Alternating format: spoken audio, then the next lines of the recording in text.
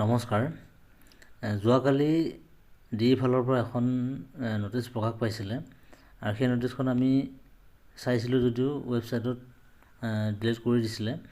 পুনৰ সেই নটিচখন আজি ৱেবছাইটত প্ৰকাশ কৰিছে আৰু এই নটিচখন NIS প্ৰাৰ্থীসকলৰ বাবে কেৱল, আৰু যিসকলে সমগ্ৰ শিক্ষাৰ অধীনত কণ্টেক্সুৱেল আৰু ষ্টেটফুল শিক্ষক হিচাপে শিক্ষকতা কৰি আছিল তেওঁলোকৰ বাবে এই নটিচখন প্ৰকাশ কৰিছে। আৰু এই নটিচখনত কি আছে এইখিনি আমি আলোচনা কৰিম আৰু কেইটামান গুৰুত্বপূৰ্ণ কথাও আমি এই ভিডিঅ'তে আলোচনা কৰিম। সেয়ে ভিডিঅ'টো স্কিপ নকৰাকৈ শেষলৈকে চাব। আৰু যিসকল দৰ্শকে মোৰ এই চেনেলটোত নতুনকৈ ভিজিট কৰিছে অনুগ্ৰহ কৰি চেনেলটো ছাবস্ক্ৰাইব কৰি ল'ব। আৰু এই ভিডিঅ'টো যদি আপোনালোকৰ ভাল লাগে তেনেহ'লে লাইক, কমেণ্ট আৰু শ্বেয়াৰ কৰিবলৈ নাপাহৰিব। নটিচখন আপোনালোকে চাব পৰাকৈ আপোনালোকৰ সুবিধা হোৱাকৈ 3টা খণ্ডত ইয়াতে স্ক্ৰীণত দেখুওৱা হৈছে। এতিয়া প্ৰথম খণ্ডতেই চাওঁ আহকচোন। It is for information of the candidates who have applied for the post of teacher of LP and UP schools against DE.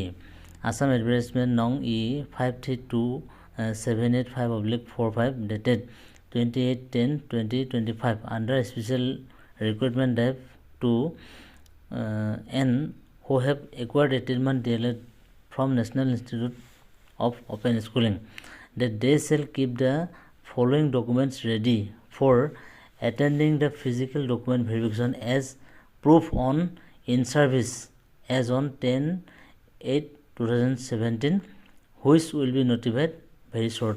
ইয়াত উল্লেখ কৰিছে যে 28/10/2025 ওপৰত উল্লেখ কৰা সেই এডভাৰটাইজমেণ্ট নম্বৰ মতে যিসকলে LP আৰু UPত আবেদন কৰিছিল আৰু যিসকলে 18 মান্থ DLED ডিপ্ল'মাটো NISৰ ফালৰ পৰা গ্ৰহণ কৰিছিল তেওঁলোকৰ ফিজিকেল ডকুমেণ্ট ভেৰিফিকেশ্যনৰ খুব কম দিনৰ ভিতৰতে নটিচ প্ৰকাশ কৰিব।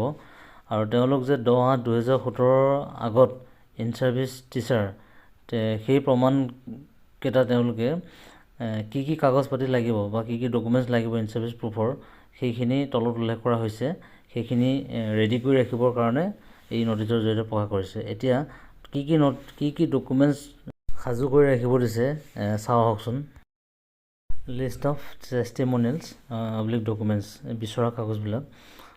Number 1 is a paper related to proof of in service as on 10/8/2017 ভিজ 10/8/2017 যে তেওঁ ইন ছাৰ্ভিচ তেওঁ সেইটো প্ৰুফ এই তলৰ জড়িত কাগজবিলাকে প্ৰমাণ কৰে।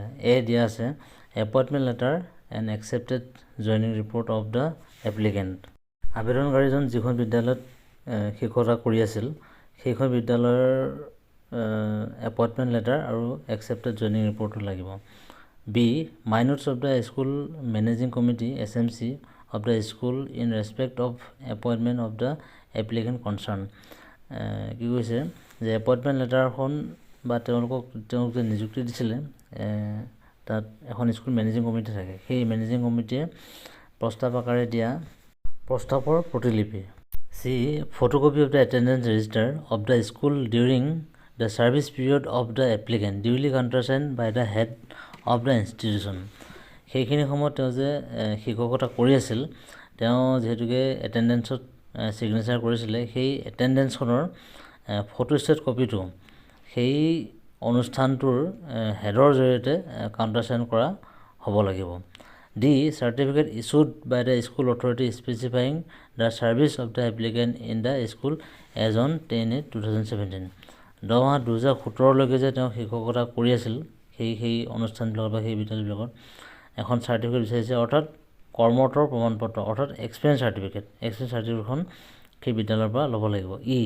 Salary statement stating the pay band basic pay DA and other allowance of the applicant for the entire service period. আবেদনকাৰীজনে সেইখিনি সময়ত যি দৰমহা পাইছিলে তাৰ ষ্টেটমেণ্ট কপিটো বিচাৰিছে।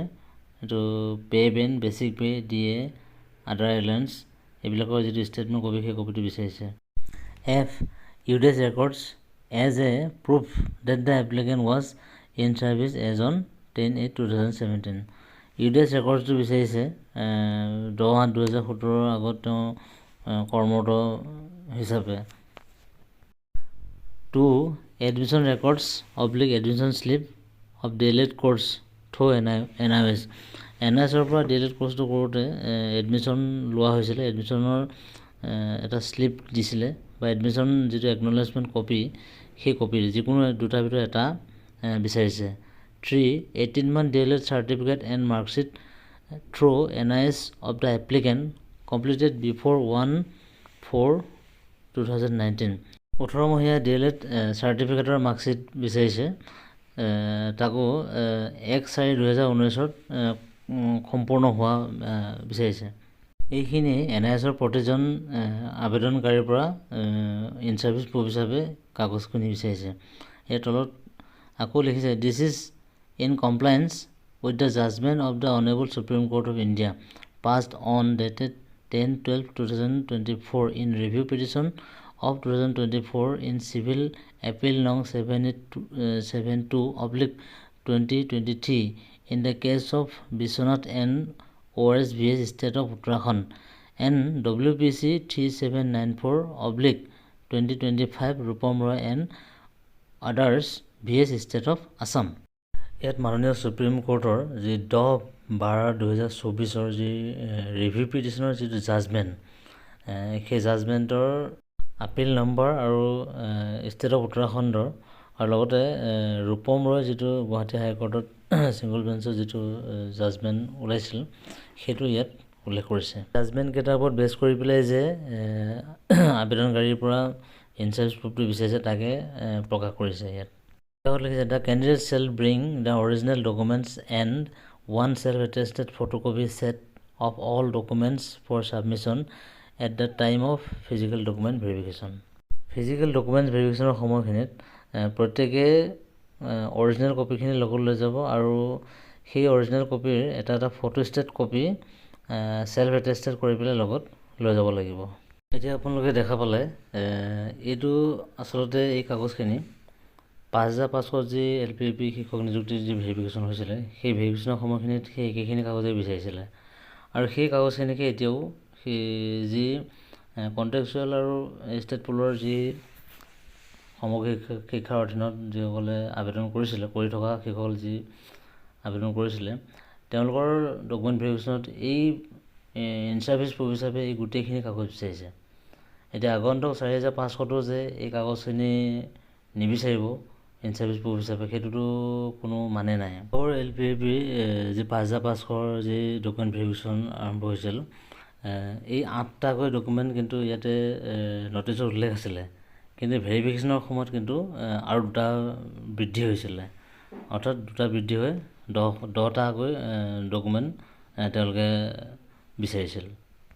শেহতীয়া যিটো বিশ্বনাথ চাহৰ যি ৰিভিউ জাজমেণ্ট আৰু ৰূপম ৰয়ৰ যিটো কেছ নাম্বাৰ লিখা আছে, এই দুটাৰ পৰা এটা বস্তু গম পোৱা যায় যে কাগজখিনি নিশ্চিতভাৱে কোৰ্টৰ ওপৰত জাজমেণ্টৰ ওপৰত বেছ কৰি পেলাই বিচৰা বুলি পেলাই উল্লেখ কৰিছে আৰু ইয়াৰ পৰা যে কিবা কাগজ ৰেহাই দিব পাৰিব বা দিব, সেইটো কিন্তু আশা কৰিব নোৱাৰি। মোৰ হিচাপত সমগ্ৰ শিক্ষাৰ অধীনত যিসকল ষ্টেট পুল আৰু কণ্টেক্সুৱেল শিক্ষকে নিউজৰ পৰা ডিপ্ল'মা কৰিছিল আৰু এই এডভাৰটাইজমেণ্টত এপ্লাই কৰিছিল বা তেওঁলোকক ভেৰিফিকেশ্যন কৰিব, অতি শীঘ্ৰে আপোনালোকে মাননীয় মুখ্যমন্ত্ৰী ডাঙৰীয়াক লগ কৰক আৰু লগ কৰি পেলাই এটা কথা আপোনালোকে স্পষ্টকৈ এটা কথা উল্লেখ কৰক, কাৰণ সেইখিনি সময়ত একেখিনি সময়তে কিন্তু NIOS আৰু SCRT ODL এই দুইটা কোৰ্ছ কিন্তু কৰ্মৰত শিক্ষকসকলৰ বাবে লৈ আহিছিল।